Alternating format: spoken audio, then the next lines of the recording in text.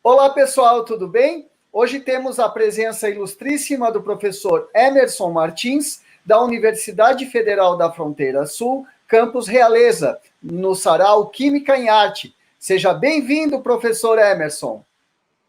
Olá, Martinho. Olá, espectadores do canal Química em Arte. É um prazer receber esse convite. Mais prazeroso ainda é estar aqui hoje, podendo conversar com vocês sobre um pouco da minha trajetória, um pouco da minha vida acadêmica e do que eu faço também nas horas vagas, que não são muitas, mas a gente sempre tende a tentar, né, extravasar um pouco, desestressar, relaxar, né, fazer coisas que reestruturam e nos reconectam com outras realidades também. Então, fico muito feliz em poder compartilhar isso com vocês e seja um prazer para vocês também, como está sendo para mim.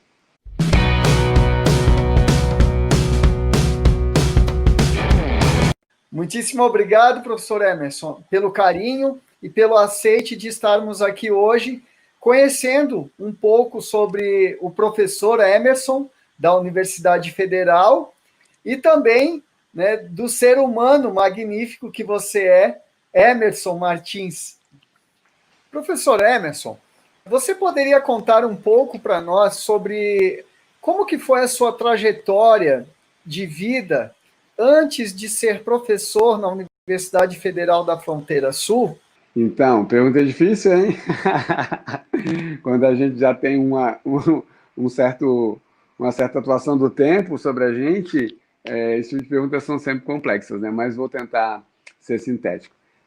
Eu acho que tem uma coisa que é bem importante falar a meu respeito, é que eu comecei a trabalhar quando eu tinha 10 anos de idade. Trabalhar mesmo, assim, tipo, numa empresa, numa fábrica, na realidade, com o meu pai.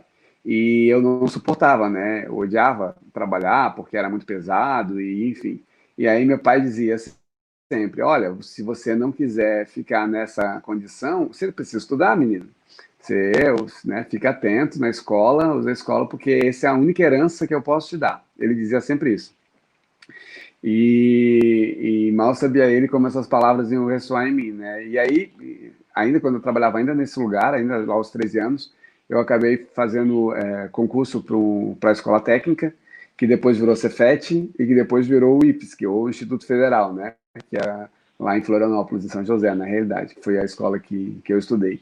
E aí eu fiz o ensino médio lá, é uma escola pública federal, foi maravilhoso, assim, a gente teve a oportunidade de se desenvolver em inúmeros âmbitos, né, desde o âmbito acadêmico, que era excelente, na questão técnica mesmo, na área de telecomunicações também, foi um ensino, assim, impecável. Hoje em dia, com a minha maturidade, eu consigo perceber isso, mas acho que o que eu mais aproveitei na escola técnica foi a possibilidade de me envolver politicamente, de poder participar ativamente das decisões do campus, né? Eu era uma criança, ainda estava brincando com o Martim, porque inclusive eu conheci lá, o Martim era técnico de laboratório quando eu estudei na escola técnica, né?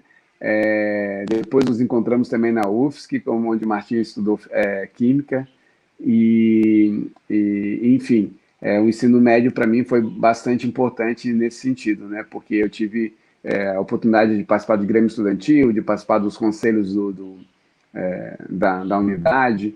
Então foi muito, muito, muito interessante, porque ali eu defini que eu queria estudar essas coisas, que eu queria entender o que era política, eu queria entender o que era desigualdade social, eu queria entender o que era racismo, eu queria entender porque tinham tantos poucos negros na nossa escola, né? Nós éramos 5, dos quais 2 eram irmãos. Então, ficava sempre perguntando isso. E aí, na época de escolher o vestibular, eu escolhi fazer ciências sociais, políticas e antropológicas. O nome era enorme, né? Mas hoje em dia a antropologia está separada, então costuma só ciências sociais. E aí fiz ciências sociais, né? No final da década de 90, para deixar vocês assim curiosos.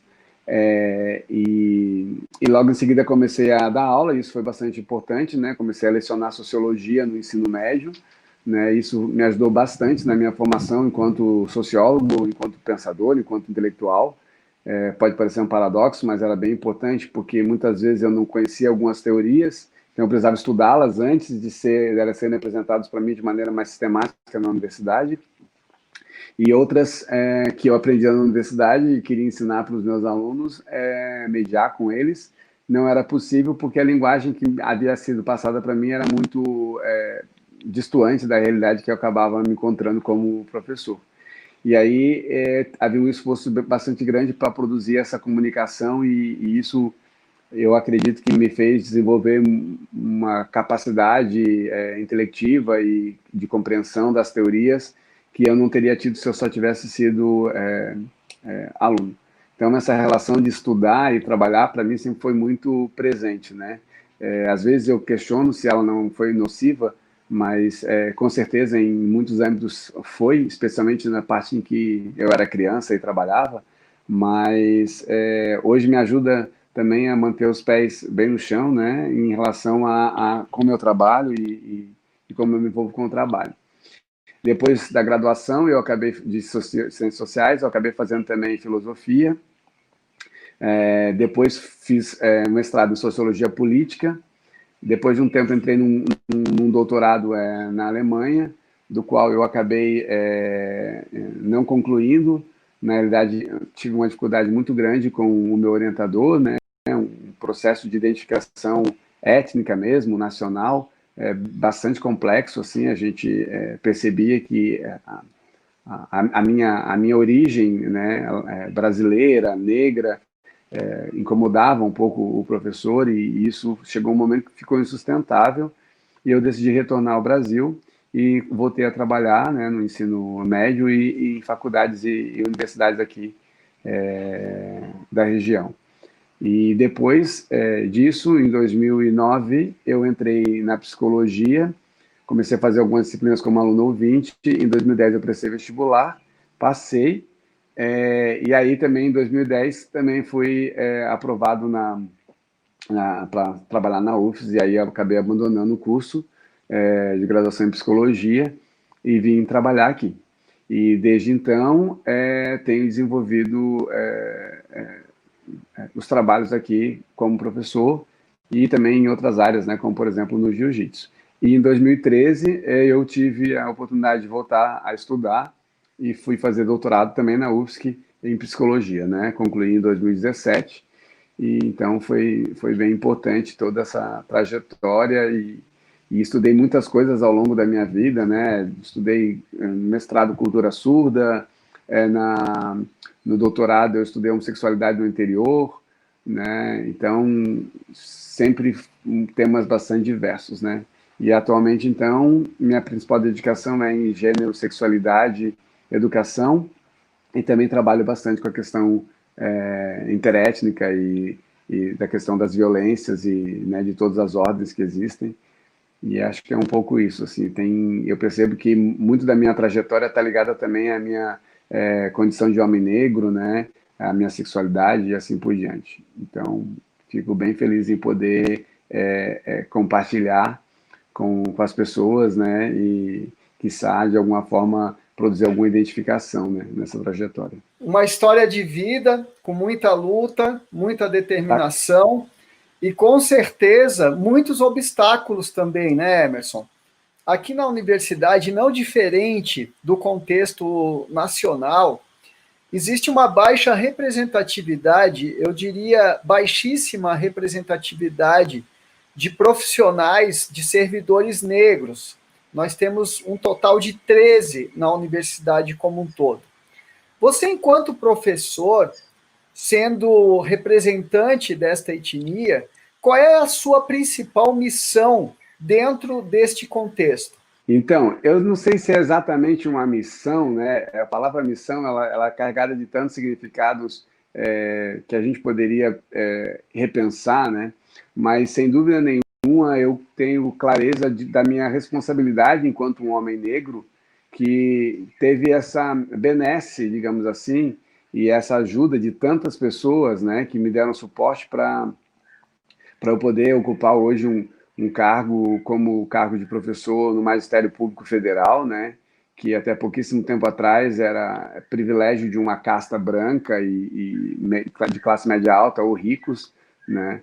Então eu tenho clareza de que enquanto homem negro eu não posso me furtar de perceber que existem estruturas, né, e obstáculos que vão atrapalhar e, se não, tornar inviável, né, o desejo mesmo de pessoas negras, de homens e mulheres negras, poderem vislumbrar um mundo em que a escola, por exemplo, seja um espaço que pertence também a eles e elas, né? Então, eu tenho cada vez mais pensado nisso, né, de que ainda que eu tenha tido inúmeras dificuldades, tenha tido que superar inúmeros dissabores e violências de toda a ordem, né, desde a violência simbólica, no sentido mesmo das pessoas dizerem que ali não era meu lugar, a violências do tipo, você está saindo de uma aula em que você foi o ministrante no mestrado, e alguém perguntar se você poderia tirar o pó da sala, né? Porque as únicas pessoas que pareciam comigo no campus eram as pessoas que trabalhavam nos serviços gerais. Então, a gente percebe que precisa ter um posicionamento e uma consciência de étnica mesmo, né? Uma consciência racial, né? Sobre o próprio racismo e o lugar do racismo nas nossas instituições, né? A UFFS, por exemplo, você colocou aí o quantitativo, né, de como que irrisório o número de negros, né, nos 6 campos, nós somos 13, né, num total de 1.200, talvez mais, servidores e servidoras. Então, você já percebe que existe aí já tem uma disfunção muito grande, né? E se você for observar ainda a questão dos próprios lugares de poder da nossa universidade, né, como as pró-reitorias, os cargos não eleitos, digamos assim, né, as pró-reitorias, as diretorias, secretarias especiais, você vai observar que só estão homens brancos nesses lugares, né, não tem mulheres e menos ainda negros, né, e isso historicamente, né, não preciso nem pegar esse momento da nossa reitoria, que já seria complexo por si só, porque não foi uma reitoria eleita, mas se a gente pegasse historicamente também as reitorias que antecederam esse momento, a gente vai observar que não havia mulheres em cargos de poder, e se existiu, passavam por situações bastante violentas, né? E menos ainda pessoas negras, né? E por vários motivos no caso dos negros, né? Primeiro porque há poucos negros na universidade, então eles acabam não sendo requisitados ou não se quer que eles sejam requisitados, né? Então eu tenho percebido isso, que cada vez mais pessoas que, como eu, que chegam em determinados lugares, precisam ter essa consciência, né? Dessas 13 pessoas que são autodeclaradas negras, eu acredito que há outros negros na universidade e no nosso próprio campus que não se veem assim, e ainda que tenham uma pele muito mais retinta que a minha, não conseguem perceber a importância de ser um homem negro, uma mulher negra nesse espaço, né? Então, por outro lado, a gente tem conhecido mulheres negras e homens negros na universidade que são cada vez mais engajados e cada vez mais conscientes de que a gente está numa luta e que é preciso, de fato, se posicionar, porque senão a gente vai estar perdendo, né? Em relação à questão dos obstáculos, né, eu acho que esse semestre eu tive a oportunidade de pedir para os alunos se apresentarem na disciplina, ainda enquanto a gente não estava no período de pandemia, e uma das narrativas que veio de uma das alunas que é negra é de que ela provavelmente não continuaria o curso porque nos 10 dias que ela estava na cidade, ela sofreu mais racismo do que ela havia sofrido na vida toda. Então, de toda a ordem de racismo, né? Desde tocarem no cabelo dela, a quererem tocar no corpo dela, a pararem os carros, a assoviarem, a buzinarem, a reduzirem o carro, a estranharem a presença dela dentro das lojas. Então, são todas violências que eu já sofri, mas que de alguma forma o afeto que elas tiveram em mim não foi tão destrutivo quanto poderia ter sido, né? Porque estou aqui, um homem adulto, relativamente feliz, né? Engajado, com um bom trabalho, né? Mas e quantas outras pessoas são tolhidas, né? Da sua autoestima, são tolhidas dos seus desejos, são, na realidade, vilipendiadas mesmo dos seus direitos, né? Por exemplo, dessa nossa acadêmica de fazer um curso superior público de qualidade, né? Então, quando eu vejo essas coisas, eu sempre tenho muita clareza de como eu sou responsável para que essa menina tenha mais possibilidades e para que ela permaneça no curso e para que ela se forme uma grande profissional e leve a negritude para lugares em que, de fato, a estrutura societal do nosso país e do mundo não quer que essas pessoas cheguem, né? Então, eu acredito que é papel dos professores negros e das professoras negras, não só deles, obviamente, né? A luta antirracista tem uma luta de todos, né? E todas, não é uma luta só do povo negro, né? A gente só vai conseguir, de fato, avançar quando as pessoas pararem de dizer que elas não são racistas e elas passarem a ter atitudes antirracistas, né? Elas passarem a se posicionar contra os atos de racismo, elas passarem quando vê uma ação como essa que a nossa acadêmica sofre, de estender a mão para ela e dizer, vamos caminhar comigo, de pegar e se virar para o agressor e dizer que ele não pode fazer aquilo, que o que ele está fazendo é uma violência. Enfim, existem muitas formas da gente se posicionar e lutar contra o racismo. E na Semana da Consciência Negra, sempre é importante a gente destacar o papel de resistência de nós, homens negros e mulheres negras, né?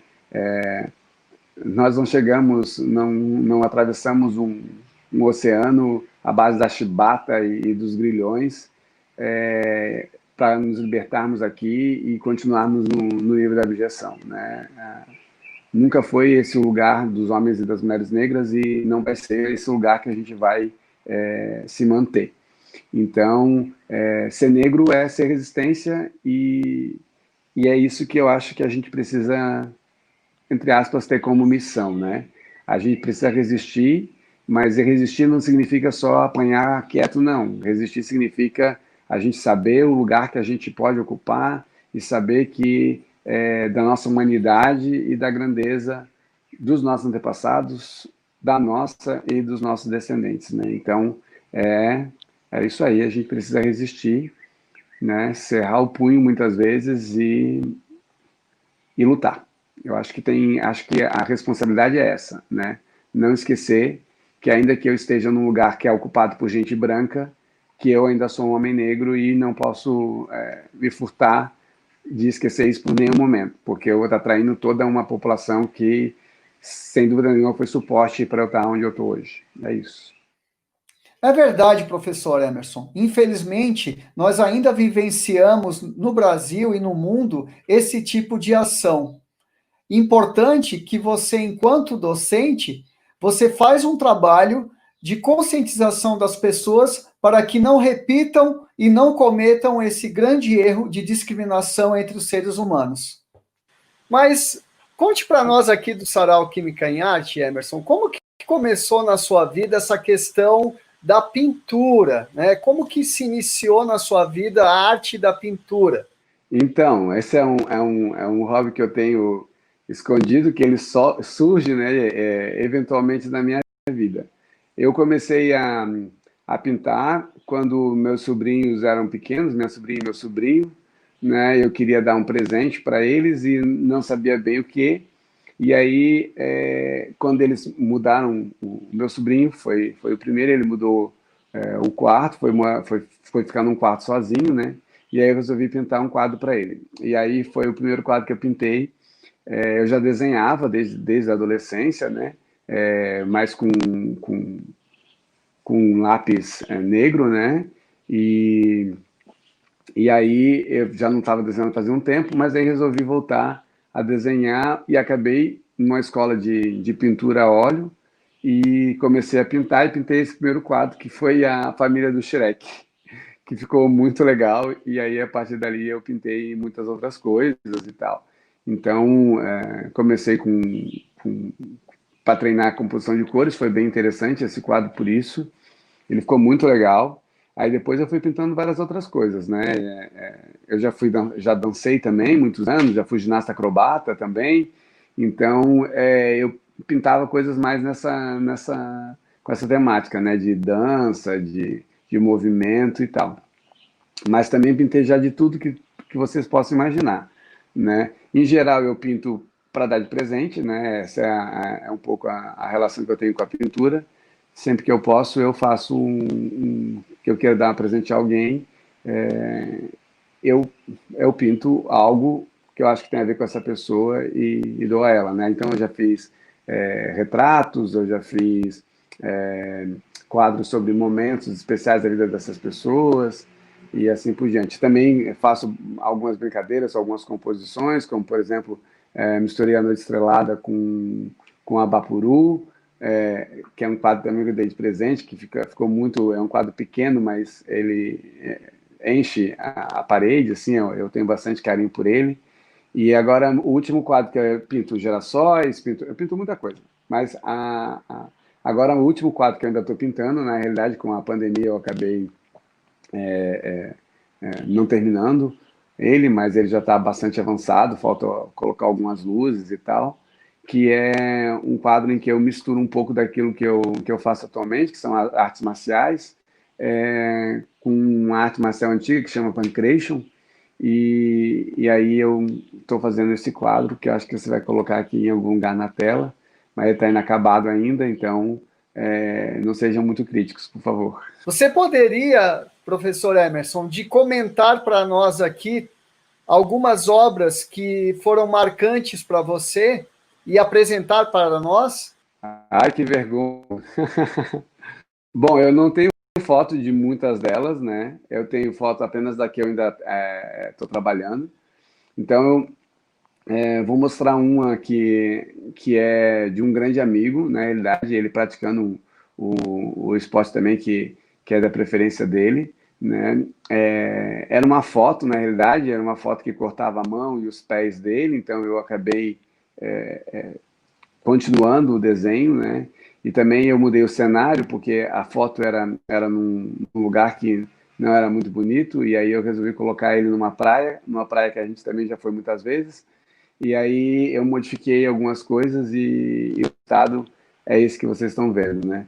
Tem uma coisa interessante que ele não gostou da cor, que ficou a pele, que era da cor que estava na foto, na realidade, e aí a gente mudou um pouco e ficou eu gostei bastante do efeito, né? Esse tom mais avermelhado, assim. Tem até algumas referências, mas que agora não veio ao caso, né? Algumas referências bem artísticas de gente que trabalha muito com esse tipo de sépia, vamos dizer assim, né, na pele. Então, é um pouco isso.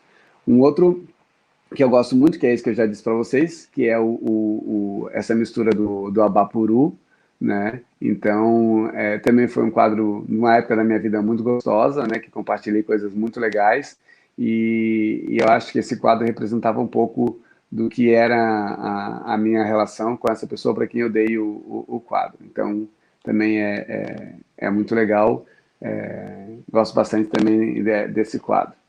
E deixa eu ver um outro que eu posso falar que eu tenho. Ah, e tem também o retrato de um grande amigo meu, que também foi meu aluno, né? Que é esse aqui que o Martin está mostrando, né? Que também é um retrato, na realidade, que é bastante idiosincrático a respeito dessa pessoa e é muito legal também ter feito e ter presenteado também para ele um pouquinho da dedicação que se tem quando a gente pinta, né?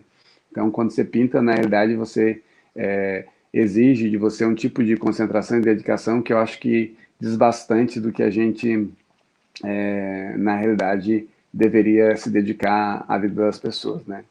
E a minha principal obra de arte, né, é a minha vida, né? Eu sou bastante cotidiano nesse sentido, né? Tento fazer da minha vida uma obra de arte, no sentido de me esmerar para não ser alguém comum, né? Para não me tornar algo, não ser coisificado.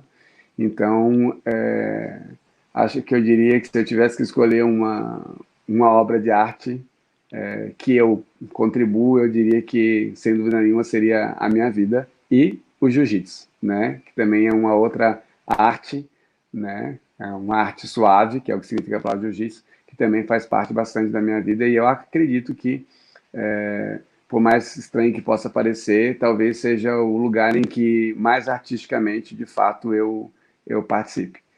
Que maravilhosa obra de vida, né? Que é dar de presente aquilo que você mesmo produz e colocando muito carinho, muito amor. Isso não tem preço, tem muito valor agregado. Professor Emerson, então nós aqui do Química em Arte nós viemos agradecer muito a sua presença hoje aqui e gostaríamos que você deixasse aqui uma mensagem para todos os que estão inscritos no nosso canal e aqueles que estão nos assistindo hoje. Eu diria que a gente precisa se esforçar mesmo, como eu falei antes, né, para a gente fazer da nossa vida uma obra de arte, e para isso eu acho que a gente precisa sempre estar atento politicamente, atento às questões sociais, às questões que envolvem outras pessoas, né, e principalmente essas questões que de alguma forma são marcadores de desigualdade, né, e que fazem as pessoas não poderem alcançar todo o potencial que elas têm e toda a luz que elas poderiam trazer para o mundo, né? E no Dia da Consciência Negra eu só tenho a dizer que a gente está aqui de punho cerrado, se for preciso, né? Para enfrentar os fascismos, enfrentar essa onda conservadora que tem invadido cada vez mais os nossos espaços, os nossos corações, as nossas mentes, e dizer que somos resistência, né? O povo negro é resistência, homens negros são resistência, mulheres negras são resistência, e se a gente precisar, a gente vai fazer barricadas, a gente vai para cima e a gente vai construir um mundo que vai ser melhor, porque não dá para tolerar a intolerância, né? A gente precisa entender bem esse paradoxo de que não é tolerando o intolerante que a gente vai alcançar um mundo e espaços mais tranquilos e mais profícuos para as pessoas viverem neles. Então, a gente precisa entender que chegou um momento civilizatório que a gente tem que se posicionar e precisa escolher o lado certo, porque existe um lado, né, existe um lado que está mais próximo do humanismo, que está mais próximo da liberdade, mais próximo da igualdade, mais próximo da gente poder ser diferente, né, viver as nossas diferenças, a gente poder viver as nossas especificidades, as nossas subjetividades, e existe um lugar em que, um outro lado que, de fato, quer acabar com a multiculturalidade, quer acabar com a diversidade, quer acabar com a diferença, e quer produzir, na realidade, corpos o mais submissos e abjetos possíveis. Então, se eu tivesse que dar um recado hoje, nesse dia, Consciência Negra é esse, né? Resistência, porque não se faz um mundo sendo omisso. E é isso.